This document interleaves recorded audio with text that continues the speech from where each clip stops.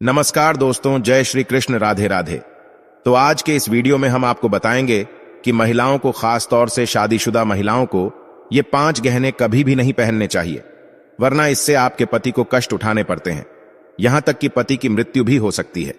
साथ ही हम आपको बताएंगे कि वो कौन सी गलती महिलाएं आमतौर पर करती हैं, जिसके कारण पति की बर्बादी तय है। तो पूरी जानकारी के लिए वीडियो को अंत तक जरूर देखिएगा। दोस्तों, सच्ची श्रद्धा से कमेंट बॉक्स में जरूर लिखें, हर हर महादेव, राधे राधे। दोस्तों, महिलाओं को गलती से भी ऐसे गहने नहीं पहनने चाहिए। खासकर ये जानकारी सुहागन महिलाएं जरूर देखें। सुहागिन महिलाओं के लिए उनका 16 श्रृंगार बहुत ही महत्वपूर्ण माना जाता है। शादी के बाद महिलाएं अपने पति के सौभाग्य के लिए श्रृंगार करती हैं। तो दोस्तों, चलते हैं और सुनते हैं गुरु जी से कि वो क्या कहते हैं इसके बारे में।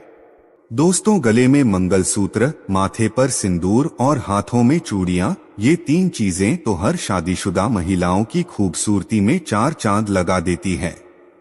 पति के नाम पर किया गया ये श्रृंगार बहुत ही दिलचस्प और आकर्षक भी होता है।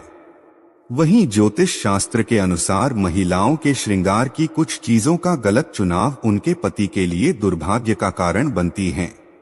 दरअसल महिलाएं जितने भी गहने पहनती हैं, फिर वो चाहे कानों के कुंडल हो, पैरों की बिछिया, पायल या मंगलसूत्र हो, चूड़ियां हो, आपको ये गलतियां कभी भी नहीं करनी चाहिए। आज के इस वीडियो में हम सभी गहनों के बारे में बात करेंगे। चलिए सबसे पहले बात करते हैं कानों में पहने जाने वाले गहने, जैसे कि इयररिंग्स, टॉप्स, झुमके, कुंडल। दोस्तों, कानों में ऐसे कुंडल पहनने पर आपके ऊपर कष्ट आ सकते हैं, आपके पति पर कोई भारी विपदा आ सकती है। तो चलिए जानते हैं, लेकिन उससे पहले दोस्त, तो आपसे रिक्वेस्ट है कि वीडियो को लाइक करें, अपने दोस्तों के साथ शेयर करें, और अगर आपने अभी तक चैनल को सब्सक्राइब नहीं किया है तो सब्सक्राइब करके बेल आइकॉन जरूर प्रेस करें। दोस्तों, सबसे पहले तो आपको बता दें, कान छेदन संस्कार के नियम हमारे शास्त्र कहते हैं कि ये संस्कार 6 से लेकर 18 महीने तक के बच्चों के हो जाना चाहिए। अगर ऐसा नहीं हो पा रहा है तो अब आपकी आयु किसी विषम संख्या में हो, जैसे 3 साल, 5 साल, 7 साल, 9 साल, 11 साल, इसी तरह से आगे बढ़ती हुई इन्हीं वर्षों में हो जाना चाहिए। ध्यान रखने वाली बात यह है, ये संस्कार अगर लड़कों का हो रहा है तो पहले दाहिने कान का छेदन होना चाहिए, फिर दाहिने कान, और बालिकाओं में ये क्रम उल्टा हो जाता है। उनका पहले बाएं कान का छेदन होना चाहिए, फिर दाहिना। बालिकाओं में एक और चीज होती है, उनकी नाक, उसे भी छेदा जाता है, और वो भी बायां। यहाँ पर सबसे खास बात यह है, शास्त्रों में स्पष्ट बताया गया है कि लड़कियों की नाक के बाएं ओर के हिस्से को छेदना चाहिए, सीधे हाथ की तरफ ना कभी भी नहीं छेड़नी चाहिए, वरना इससे दोष लगता है।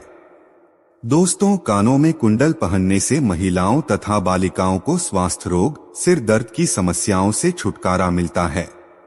ज्यादातर ये देखा गया है कि जिन महिलाओं तथा बालिकाओं के कान में छेद होता है तो वो इन रोगों से बची रहती है। साथ ही साथ इनके सोचने की शक्ति और याददाश्त और बढ़ जाती है।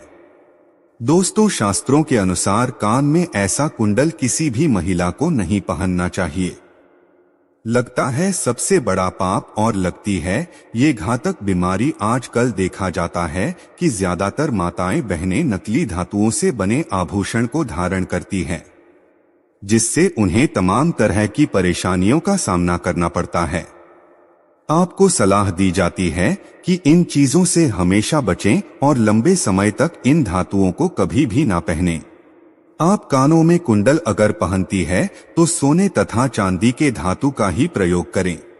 अगर आप कानून में किसी और धातु का प्रयोग करते हैं तो इससे आपके सभी ग्रह बिगड़ सकते हैं, आपके ऊपर दोष लग सकते हैं, यहाँ तक कि आपके पति पर सबसे बुरा असर पड़ता है। किसी और धातु को कान में डालने से कैंसर जैसी घातक बीमारी भी हो सकती है, इसलिए सावधान रहें।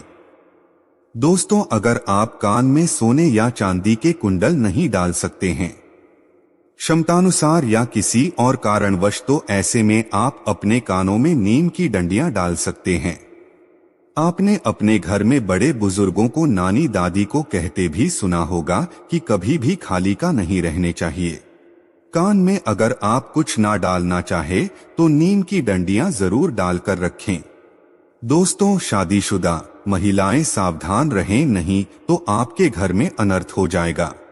शास्त्रों के अनुसार व्यक्ति पर सबसे भारी दोस्त अब लगते हैं जब वो किसी पराये व्यक्ति की चीज का इस्तेमाल करें। इसीलिए सुहागन महिलाएं कभी भी किसी और के कुंडल अपने कानों में ना डाले, अन्यथा आपका वैवाहिक जीवन खराब हो सकता है, उसका दोष आपके ऊपर आ सकता है। ऐसे में आपको मंगलसूत्र भी किसी और का इस्तेमाल नहीं करना चाहिए, नहीं तो बुरे परिणाम आपको झेलने पड़ सकते हैं। इसीलिए आपका वैवाहिक जीवन कभी खराब ना हो, आप ये सावधानी जरूर बरतें। दोस्तों, विवाहित महिलाएं पैरों में बीच की 3 उंगलियों में बिछिया पहनती है। ये गहना सिर्फ साज श्रृंगार की वस्तु नहीं है। बिछिया शास्त्रीय दृष्टिकोण से जितना जरूरी है, दोस्तों वैज्ञानिक दृष्टिकोण से भी उतना ही अच्छा है, क्योंकि ये साइंटिफिकली प्रूवन है कि दोनों पैरों में बिछिया पहनने से महिलाओं का हार्मोनल सिस्टम सही रूप से कार्य करता है। बिछिया पहनने से थायराइड की संभावना कम हो जाती है, गर्भाशय में समुचित रक्त संचार प्रवाहित करती है। दोस्तों, आजकल के बदलते फैशन के चक्कर में लोग इन सब चीजों को पहनने से शर्माते हैं, तो आपको तो प्राउड से पहननी चाहिए। कोई अगर आपको टोके तो उसे प्राउड से बताइए कि कितने इसके फायदे हैं साइंटिफिकली। और साथ ही दोस्तों, शास्त्रों की अगर बात करें तो बिछिया पहनना बहुत ही ज्यादा जरूरी है, वरना इसका असर आपके पति की आयु पर पड़ता है। इसलिए ये गलती आप ना करें। चलिए अब आपको बता दें ये कैसी बिछिया आपके लिए अच्छी है और कैसी बिछिया आपको नहीं पहननी है। दोस्तों, सोने के आभूषण तो कभी भी कमर के नीचे नहीं पहनने चाहिए, ये हमने आपको पहले भी बहुत बार बताया हुआ है। साथ ही इस बात का ख्याल आप रखें कि कभी भी आपको ढीली बिछिया जो आपके पैर से निकल रही हो, बार बार ऐसी बिछिया नहीं पहननी चाहिए, क्योंकि माना जाता है कि इससे पति पर कष्ट बढ़ते हैं। तो अगर ऐसी बिछिया पहनते हैं तो अच्छा होगा कि इसे तुरंत आप बदल लें। और वैसे भी दोस्तों, ढीली बिछिया गुम होने का भी डर रहता है, हो सकता है निकलकर कहीं गिर जाए, तो ऐसा बिल्कुल भी शुभ नहीं होता। जब अगर आपकी बिछिया गुम हो जाती है तो ऐसे में मां लक्ष्मी नाराज हो जाती है, जिसका सीधा असर आपके घर की आर्थिक स्थिति पर पड़ता है और आपके पति को भी कारोबार में दिक्कतें उठानी पड़ती है। तो इसीलिए आप सावधान रहें, ये गलती ना करें। चलिए अब आपको बता दें कि कैसे बिछिया अच्छी है। तो दोस्तों, पैरों में हमेशा चांदी की बिछिया पहने, और ये बिछिया अगर मछली के आकार की हो तो सबसे असरदार मानी जाती है। मछली का आकार मतलब बीच में गोलाकार और आगे पीछे कुछ नोकदार सी और घुंघरू वाली बिछिया पहनेंगे तो माना जाता है कि इससे मां लक्ष्मी अति प्रसन्न होती है। दोस्तों, आपने देखा होगा घर में बड़े बुजुर्ग भी जो पायल या बिछिया पहनते हैं वो घुंघरू वाली होती है, क्योंकि घुंघरू की आवाज मां लक्ष्मी को आकर्षित करती है। ऐसे घरों में मां लक्ष्मी स्थायी रूप से वास करती है। दोस्तों, गहनों की ही तरह कपड़ों का भी संबंध व्यक्ति की किस्मत से जुड़ा है। जो रोजाना हम कपड़े पहनते हैं उसके भी कुछ नियम हैं। कुछ ऐसी गलतियां हैं जो आमतौर पर घर में महिलाएं कर बैठती है और इससे गरीबी आती है। तो लोग बोलते हैं कि हमने तो सब कुछ ठीक किया था, फिर क्यों हमें दरिद्रता झेलनी पड़ रही है। वैसे भी दोस्तों, ये तो सब जानते हैं कि किसी मनुष्य के व्यक्तित्व में उसके कपड़ों का भी एक अहम किरदार होता है। वस्त्र न सिर्फ तन को ढकती हैं, बल्कि उनमें हमारे चरित्र, व्यवहार, आत्मविश्वास की भी झलक होती है। और आपको बता दें कि शास्त्रों के अनुसार आप किस तरह के कपड़े पहनते हैं ये बहुत ही ज्यादा महत्व रखता है। कहा भी जाता है कि इंसान की पहचान उसके कपड़ों से होती है। वर्तमान दौर में नए फैशन के चलते बहुत से लोग कटे फटे कपड़े, जीन्स टॉप पहनते हैं। या फिर कभी कभी हम लापरवाही में कपड़े की सिलाई खुल जाने के बाद भी उसे ठीक नहीं करते। यही सबसे बड़ी गलती आमतौर पर महिलाओं द्वारा घर में की जाती है। ज्योतिष शास्त्र के मुताबिक ऐसे कपड़ों को पहनना अशुभ माना जाता है। कटे फटे कपड़े पहनने से शुक्र ग्रह प्रभावित होता है और यह हमारे जीवन में होने वाली शुभ अशुभ घटनाओं के लिए जिम्मेदार हो सकता है। ज्योतिष शास्त्र के अनुसार कटे फटे कपड़े पहनने से शारीरिक क्षमता और ऊर्जा नष्ट होती है। इससे हमारा शरीर अनेक प्रकार की बीमारियों से ग्रस्त हो जाता है। शुक्र के प्रभाव से बचने के लिए आपको कटे फटे कपड़े पहनने से बचना चाहिए। महिलाओं को घर में इस तरह के कपड़ों को तुरंत ठीक कर लेना चाहिए और जो कपड़े अगर ठीक नहीं हो सकते हैं तो घर से बाहर कर दें। परिवार के सदस्यों को इस तरह के कपड़े ना पहने दें। कटे फटे कपड़ों को पहनने से दरिद्रता आती है, इसलिए भूलकर भी ये गलती अपने घर में ना होने दें। इस प्रकार के कपड़ों का इस्तेमाल नहीं करना चाहिए। दोस्तों ध्यान दें, शनिवार के दिन कभी भी नए कपड़े न पहनें।